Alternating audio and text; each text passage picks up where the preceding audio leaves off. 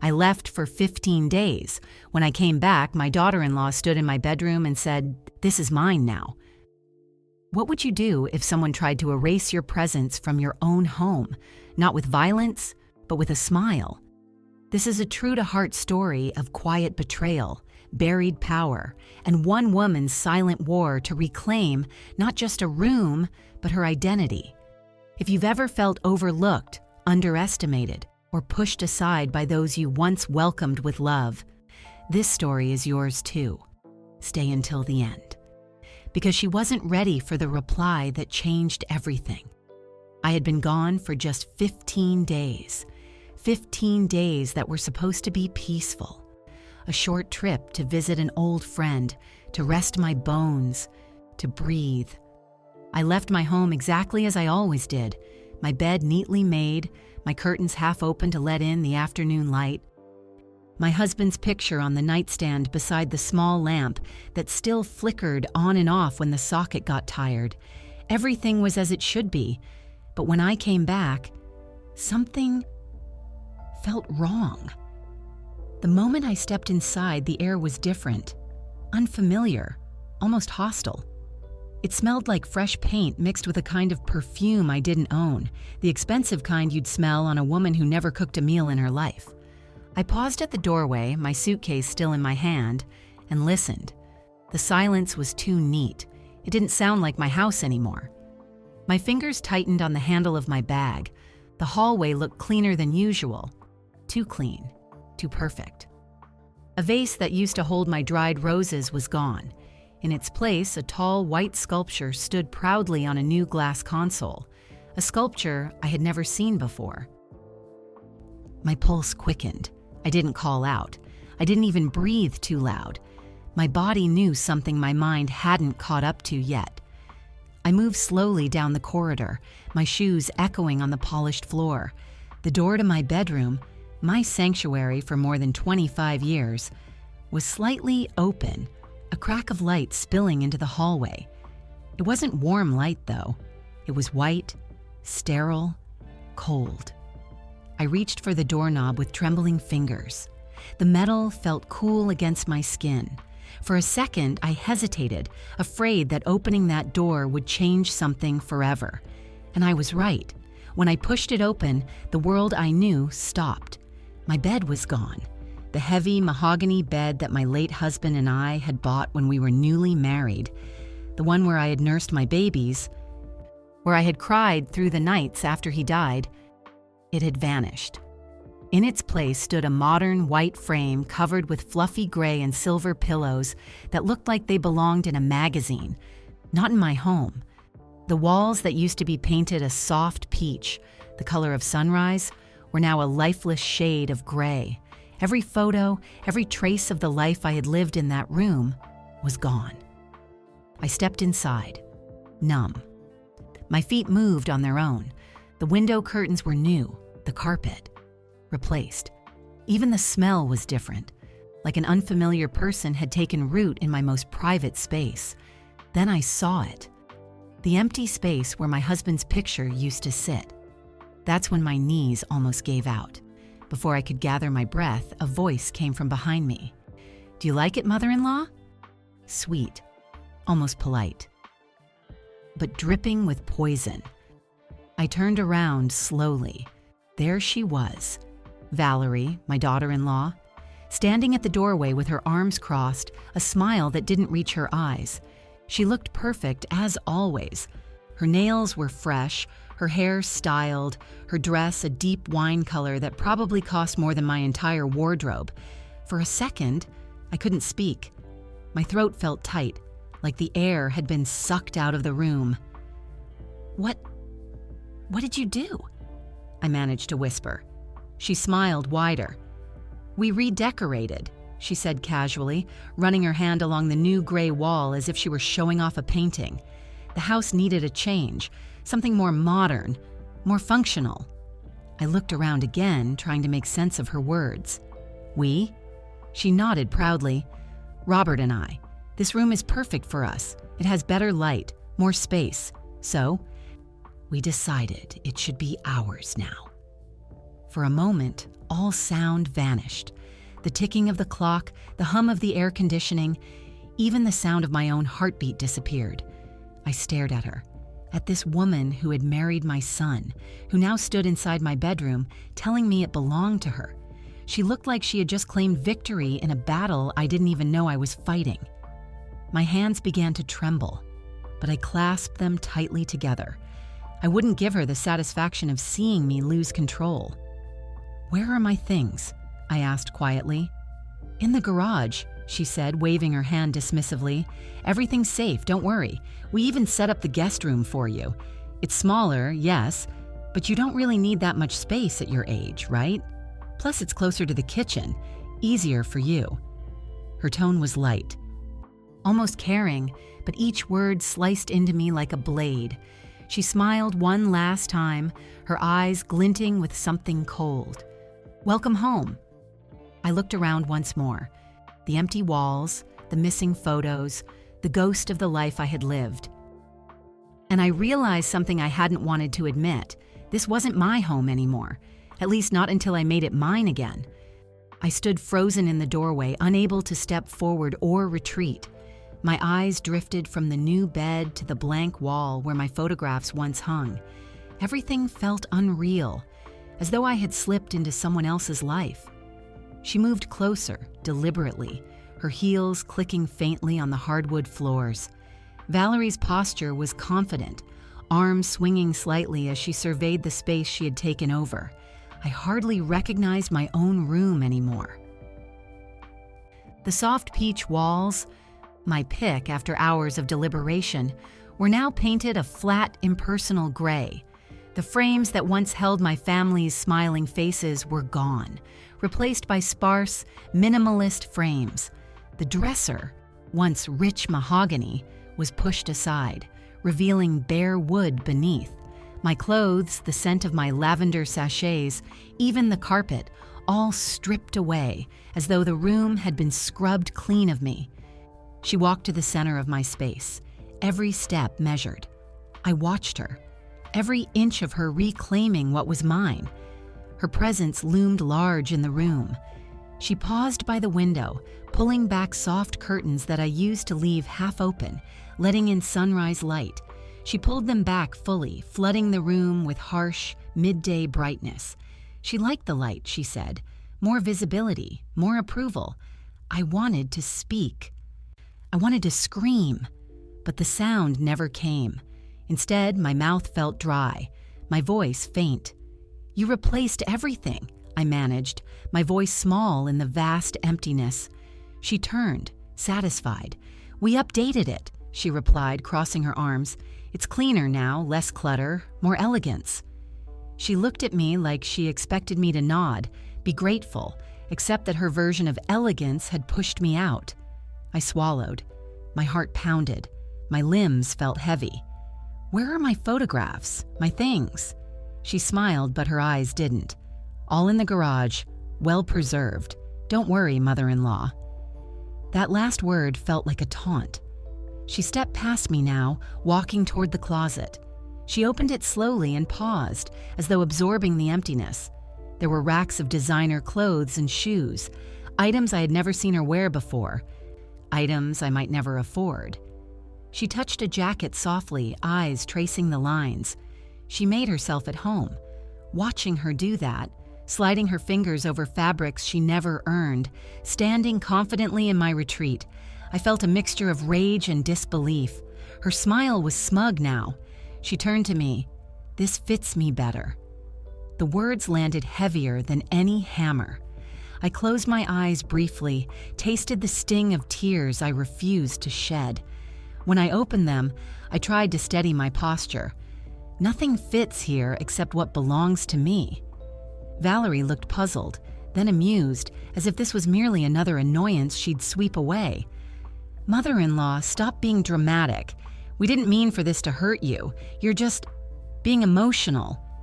She took a step toward me as though she wanted to unify, but I could feel the barrier growing.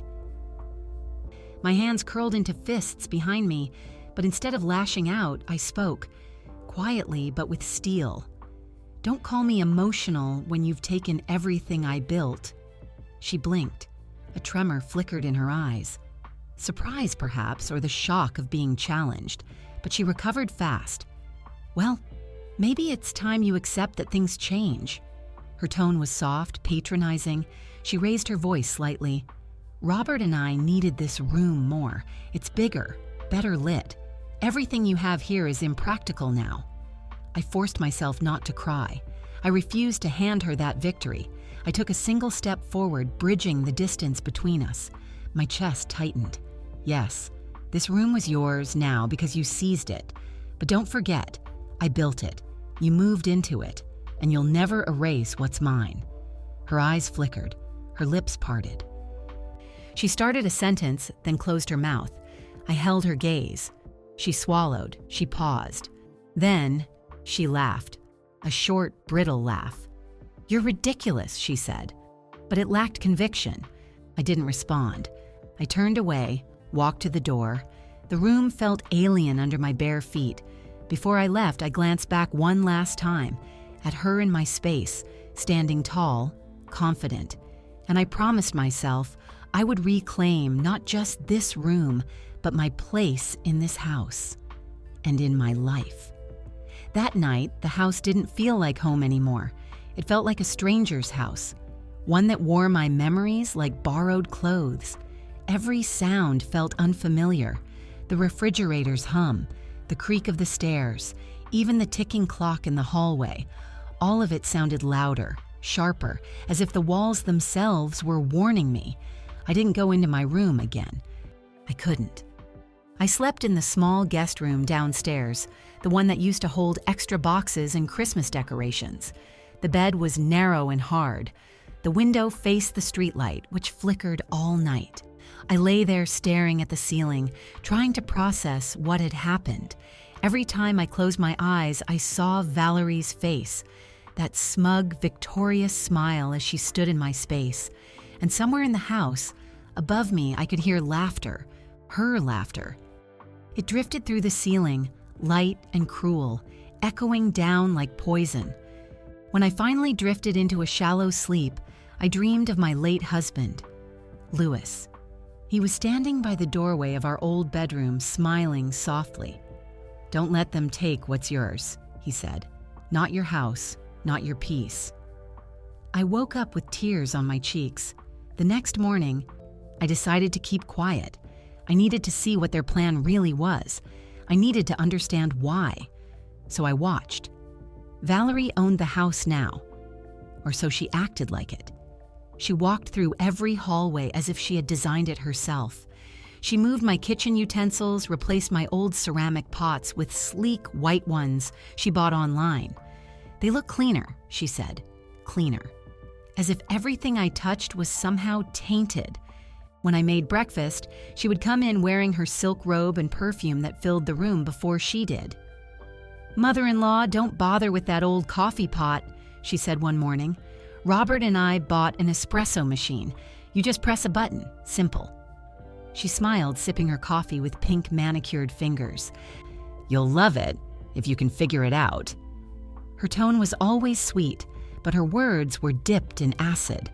Robert would walk in later, yawning, barely awake. My son. My boy. He didn't look me in the eye anymore.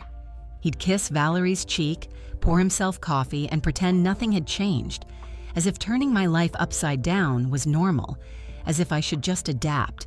And when I'd serve him breakfast, the way I had done all his life, he'd mutter, "Thanks, Mom," without looking up. The silence between us was heavier than anger. It was shame, but not enough to stop him. I kept my calm, because I knew losing my temper would only give her power. A few days later, she came to me in the kitchen. Her lipstick was perfect, her smile sharper than ever. "Mother-in-law," she began, in that practiced tone of politeness she used when she wanted something.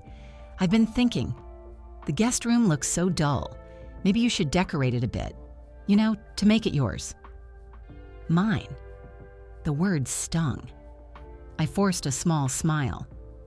"That's kind of you, Valerie," I said, keeping my voice steady. "I'll manage." She tilted her head.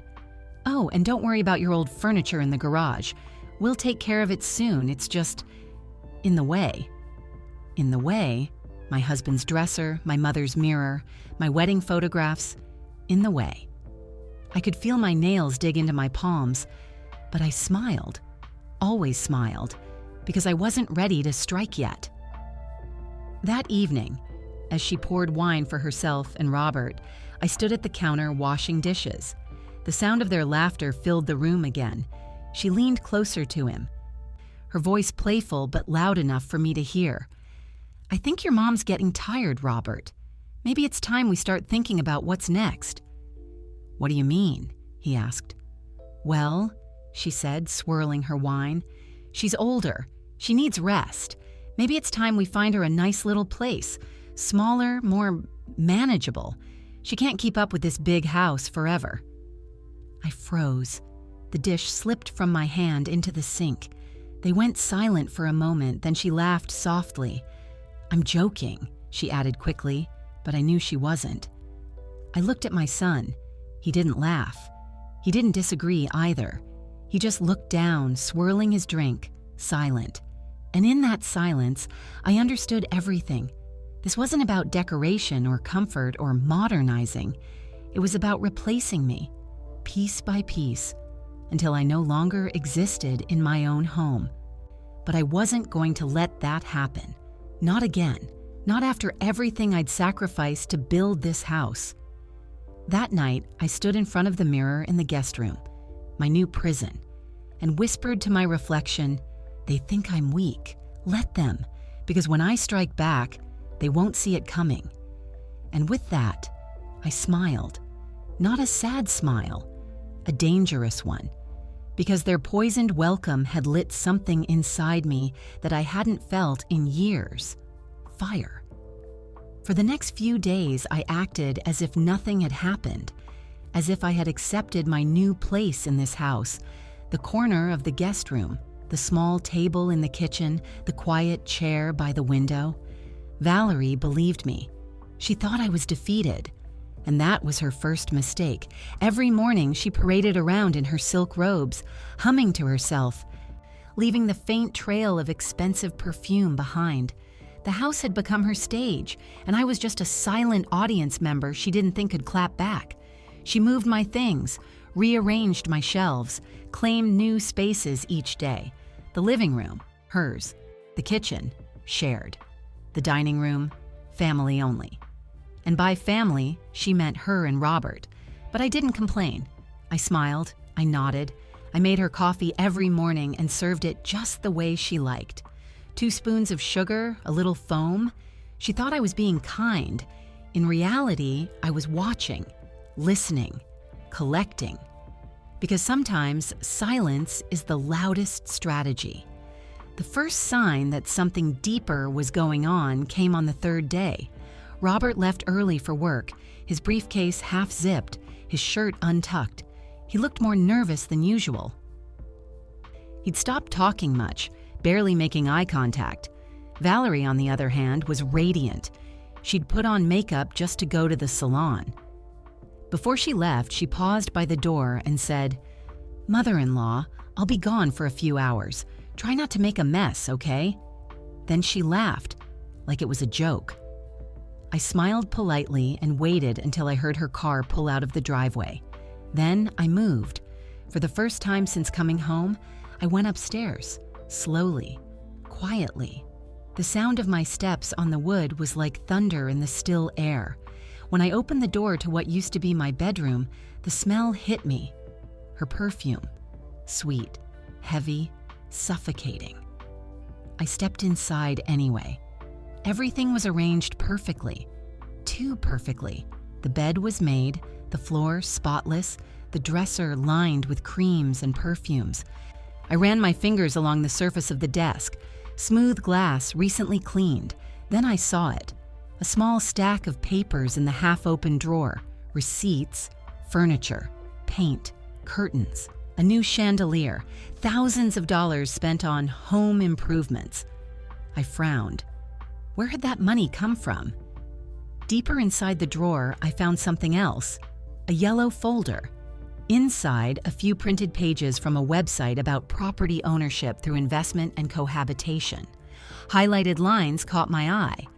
When a family member contributes significantly to the improvement of a home, they may gain partial legal claim over the property, especially when the original owner is elderly. My breath caught in my throat. There were notes written in the margins, in Valerie's handwriting. Consult lawyer, 500. Document all renovations. Take before-after photos. My stomach turned cold. This wasn't just vanity. This was a plan to make legal proof that the house, my house, belonged to them. I closed the folder, hands trembling. Then I took out my old phone, the one Lucy had given me years ago, and started taking photos of every page. I didn't really know how cloud storage worked, but I made sure each picture clicked, one by one. When I finished, I placed everything back exactly as I found it. No trace, no suspicion. Then I went back downstairs and made myself tea, my hands still shaking. That evening, Valerie returned. She looked pleased, glowing after her day out. "How was your nap?" she asked sweetly. "I didn't nap," I replied, calm. "I was busy cleaning the guest room." She smiled. "Oh, good. It'll feel more like home now." Home. The word burned. But I stayed quiet. I had learned something crucial. She wanted me to react. Every jab, every insult, it was bait, and I wasn't going to bite. Later that night, I lay awake in the guest room. Through the thin wall, I could hear Valerie and Robert laughing in my bedroom. Their laughter mixed with the faint sound of clinking glasses. I closed my eyes, and in the dark I whispered, "Enjoy it while you can."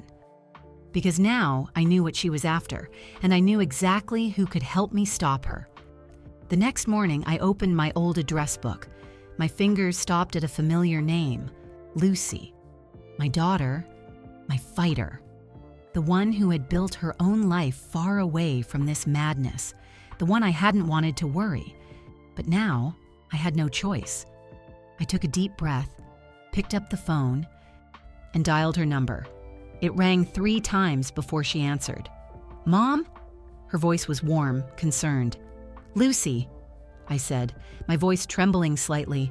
"I need you to come home. I need your help." There was a pause.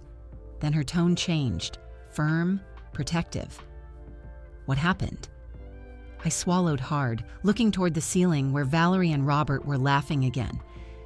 "Just come," I whispered, "before it's too late." That night, as I set the phone down, I felt something I hadn't felt in weeks, strength. Because I wasn't just a mother anymore. I was a woman preparing for war.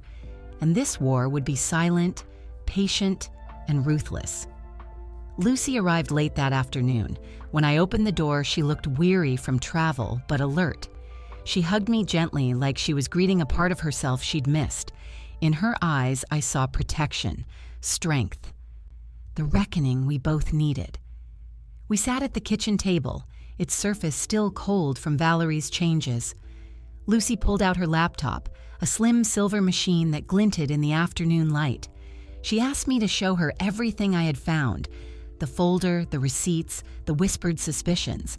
I retrieved the yellow folder, passed it to her, explained how I stumbled upon it in my room, how she had tried to wipe my identity clean, one renovation receipt at a time. She nodded, flipping through page after page, the handwriting in the margins, before, after photos, legal consultation, property rights rules, all in Valerie's own handwriting. Lucy's face grew stern. Then I pulled out the photos I had taken. Images of receipts, furniture invoices, the folder, the pages. Lucy leaned close, zooming in on line items. On small notes, April 12th, $2,500 for paint. May 5, designer curtains $2,800. June 20th, chandelier $900. All unchecked, all unauthorized, all used in the theft of my house. "Mom," Lucy whispered, her voice low with anger and disbelief. "This is evidence. Strong evidence." My heart pounded. She was right. This was more than a spat over a bedroom. This was fraud. We worked for hours. Lucy cross-checked each invoice against our own house records. She called her legal contacts, asked about statutes, about forging signatures, about improvements conferring legal claims. She reminded me of the old clause in our deed, requiring notarial signatures for any alterations to title. Valerie had ignored it. She had acted like she owned the land, but she didn't. We found drafts of contracts, unexecuted but prepared, documents that showed intent. In one drawer, I discovered a photocopy of an altered deed, my name omitted, Valerie's name inserted in light pencil. It was unsigned, but it was there. As dusk fell, the kitchen became a war room. Lucy printed copies, made notes. She told me we would need to confront them at the table, armed not with emotion, but with truth, evidence, the law. The rock on which they built their betrayal would collapse under their own arrogance. I felt something awaken within me. I hadn't been wrong. I knew my house was worth more than sentimental walls. It was my legacy, a testament to years of work, sacrifice, dreams, and they tried to reduce it to color, light, furniture. But Lucy and I weren't going to let them erase me quietly. When I looked at Lucy then, I saw my past and our future in the same eyes. She gathered the papers, stacked them neatly, looked at me and said, "Tonight we plan, tomorrow we act." That night I slept in the guest room again, but I didn't dream. I was awake, alert, remembering, not the betrayal, but the fight to reclaim.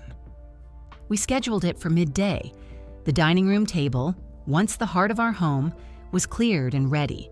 The late afternoon sun draped the room in harsh clarity, spotlighting everything laid bare. Valerie, Robert, Lucy, and I sat facing each other. No side rooms, no hiding. Lucy began. She placed the folder of receipts, the photocopies, the photos, the yellow legal drafts right on the polished tabletop. "We don't need dramatics," she said, voice steady. "We just need truth." Valerie's smile flickered. Robert's face turned pale. Lucy opened the folder and started reading aloud. "Here is an invoice for $15,000 in renovations that were never approved. Here is a loan contract using your mother's house as collateral. Forged signature. Here are emails from interior designers you never hired. Drafts you kept but never executed." She watched their faces unravel. Robert's jaw clenched. Valerie grasped her wine glass tighter. I sat quietly, though my heart hammered. I had trained myself to speak last, to let evidence speak first. Lucy then said, "You have 48 hours to vacate this house. You may take your clothes and personal items, but not the pieces you bought with fraud. Anything else stays." Her voice was like a gavel. Valerie stammered, "You can't do that. This is a family home. Robert has a right." I leaned forward, voice quiet but firm. "This is a family home. My family. The one who built it. But the day you decided betrayal was easier than honesty, you forfeited any right to it." The room froze. Robert blurted, "Mom, give me a chance. I'll pay you back." I shook my head. "No, you had your chance when you decided to forge my signature and take my life apart." Lucy slid a document across the table. "Sign this, a legal acknowledgement that you have no claim. Otherwise, we file criminal charges for property fraud." Valerie's eyes filled with tears. She forced a broken apology. I was pressured. I didn't plan it all alone." Lucy shook her head. "You didn't just plan, you documented. You researched the law, built a paper trail. You built your case while erasing hers." Robert stared at her. Shame and regret warred in his voice. "I'm sorry, Mom. I never wanted to hurt you." I felt the child I had loved buried under this betrayal, but I held back. This wasn't the moment for soft words. Your apology doesn't erase what you did. Valerie began to sob. Robert's shoulders shook. In that moment of emotional collapse, Lucy said quietly, "It's over. You have 48 hours. We stand by our decision." They sat in stunned silence. The weight of their crimes hung between us. I watched them pack boxes. I watched Valerie remove curtains she bought. I watched Robert take down frames, place the ones of me in boxes. Their departure was silent, mechanical, haunted. When they closed the front door and drove away, I stood at the threshold. I felt the charge of victory, but also grief. Lucy came behind me. She hugged me tightly. I whispered, "It's done." She said, "Not just done, righted." The house felt larger now, emptier but honest.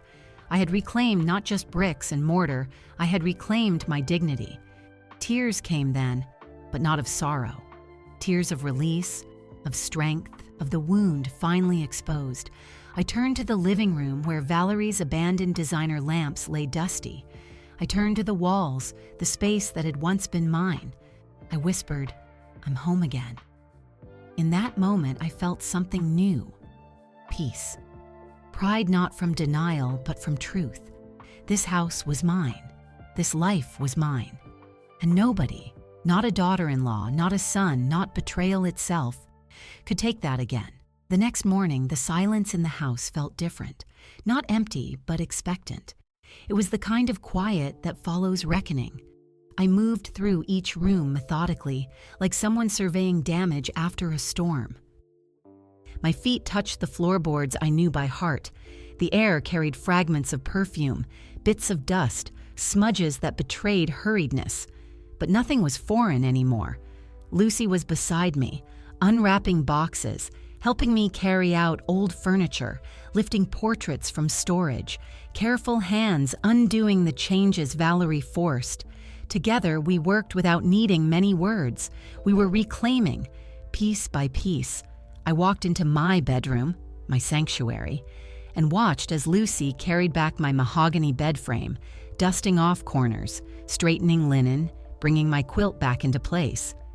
My old dresser was returned, knots of warp smoothed out. The walls were repainted in soft peach again, the color I once chose for sunrise mornings. When my wedding photo was returned to its place, I touched the frame gently.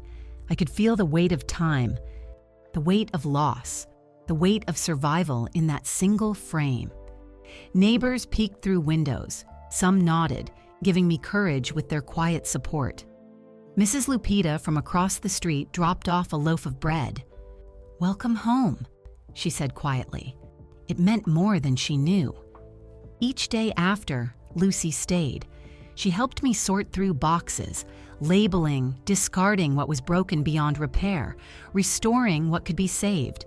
She showed me how to use her phone for documents, taught me to take photos, to archive. She made the house feel alive again. On the third day, we stood together on the landing upstairs, looking out the window. The garden below had faded, leaves scattered. I had neglected it while embroiled in battle. We resolved to restore that too. When we began planting, when I pulled out weeds, when I repainted the fence and washed windows, each task felt like a small victory. The house became my companion again, not a battlefield. In the evenings, Lucy and I would cook together. She would laugh at my old recipes. I would tell her stories of my younger years. The kitchen smells came back. Mole, tamales, slow-cooked stews, spices dancing in the air. These smells were mine. They whispered, "You are still here." Some days were harder. Nights when memories crept in. Nights when Valerie's laughter echoed in my mind. But Lucy sat beside me. We'd share silence or talk. We'd remind ourselves why we fought. I looked around at the walls, the floors, the furniture reclaimed. I thought of Louis and the years we saved, the tears, the hopes. I thought of the betrayal and the fight. I thought of every boundary I finally drew. Standing at my bedroom window one evening, I felt wind on my face. I said quietly, "I'm still here." Lucy turned and nodded. Tears glistened on both our cheeks, but not of sorrow, of resolve. In the mirror, I saw lines I had earned. Gray in my hair I did not hide. Strength in my posture I reclaimed. The house was silent, but it was mine again, and I whispered to its walls, "We endured." Morning light spilled softly through my curtains. It was different now, gentler, welcoming. I breathed it in deep, tasting freedom. I slipped out of bed, padded across the floorboards, and stood in the doorway of my restored room. Everything was as I had built it long ago. The warm peach walls, the wooden dresser with its carved details, my quilt folded at the foot, wedding photo back in its frame. I touched the wall, felt the texture under my fingers. This was home again. I made coffee. The scent curled through the kitchen, mingling with memories. It felt alive, healing. I paused at the table, watching steam rise, remembering how I once welcomed my children, served breakfasts, built routine. Now I was rebuilding not just a house, a life. Lucy came in through the back door, fresh from her drive home. She greeted me with a smile. "Morning," she said. "Morning," I echoed. She sat, pulled out the papers from the confrontation. Even though the battle was over, she said we should preserve every document, file everything, just in case. Precaution. I nodded, wise. But we didn't need urgency today. Out in the garden, I walked barefoot on the soft grass. The geraniums I planted with Lucy bloomed. The fence we repainted gleamed in sunlight. The scent of soil and new leaves was comforting, earthy, real. I placed my hand on the fence post, turned to Lucy. "It's peaceful again," I said. She smiled, eyes shimmering with hope. "You deserve peace." I thought of Valerie, of Robert, of betrayal and tears, and I thought of all the days I spent silent, shrinking, forgiving too much. I thought of this morning, of the quiet that wasn't emptiness, but possibility. I walked through the house slowly, room by room. I touched a corner, breathed into the spaces. The living room was quiet. The kitchen held pots and pans that had waited to cook again. The hallway smelled like clean paint, but also my lavender sachets. The dining room table stood ready for guests. I smiled. In the evening, I sat in the living room by the window. The street outside glowed with lamplight, warm and soft. I held Lucy's hand. We didn't say much. We didn't need to. Silence held us like a blanket. Late at night, I went into my bedroom. I closed the door. The key turned gently in my hand. I walked to my bed, laid down, and stared at the ceiling. I thought of what I had lost. My son's trust, years of peace, the illusions of family, but also what I had won, my dignity, my space, my right to be more than a mother expected to give endlessly. I whispered to the darkness, "I'm still here. I survived, and I will keep living." The tears came quietly, not out of pain, out of release, because even though the hurt would linger, I had reclaimed my power. In the days that followed, life resumed, slowly, deliberately. I planted more flowers. I cooked meals when I felt like it, for me and for friends. I invited Mrs. Lupita and Lucy to dinner. We laughed. We spoke of small things, dreams, days yet to come. A neighbor stopped by one afternoon. She raised her eyebrows at the freshly painted fence, the blooming garden. She said, "You did well, Emily." I clasped her hands. "I'm home again," I said. She smiled. One evening, months later, I wandered into the empty guest room. Light dust motes danced. I smiled softly. That room belonged to memories now, a reminder of how far I had come. I closed the door behind me and felt nothing but calm. As I moved toward the kitchen, I heard Lucy humming a familiar tune. She turned and smiled. "Mom, you should rest. You've earned this space." I wrapped my arms around her and whispered, "Yes, I have." When night fell, I would lie in my bed again. The quilt was soft beneath me. I closed my eyes and felt the weight of the past settle. The next morning, the sun would rise, fresh, hopeful, and full of new beginnings, and I, tired but whole, would wake knowing, this house is mine, this life is mine, and for the first time in a long time, I am at peace. She took my room. She tried to take my space, my voice, my place in my own home. But what she didn't expect was that I wouldn't fight with shouting or revenge. I fought with truth, with grace, with power no one saw coming. In the end, I didn't just reclaim a bedroom, I reclaimed me. So if you're watching this and you've ever been pushed aside, ignored, replaced, remember the quiet ones? We don't break, we rebuild. And when we rise, we don't ask for space, we take it back.